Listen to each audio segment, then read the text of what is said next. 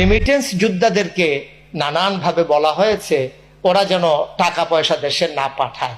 এই কথাগুলো তখন ছিল ঔষধের মতো।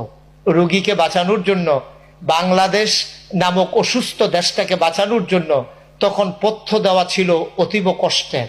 কারণ পথ্য দিলে রোগী বেঁচে যেত কোনো মতে শুধু জীবনটা বাঁচিয়ে রাখা। তখন তাকে ভিটামিন দেওয়ার সুযোগ সময় ছিল না। তখন রাষ্ট্র মেরামতের জন্য তাদের ভাগ্যে এই কালিমা লেপন করার জন্য রেমিটেন্স বন্ধ করে দেওয়া ছিল তখন জরুরি। আর এখন যেহেতু দেশ স্বাধীন হয়েছে, এখন বেশি বেশি কষ্ট করে রেমিটেন্স পাঠাই দেওয়া, অতি দ্রুত পাঠাই দেওয়া, আটকে না রাখা, এটাই দেশের জন্য এখন খুব বেশি জরুরি। এটা এখন কোরামিনের কাজ দেবে ইনশাআল্লাহ।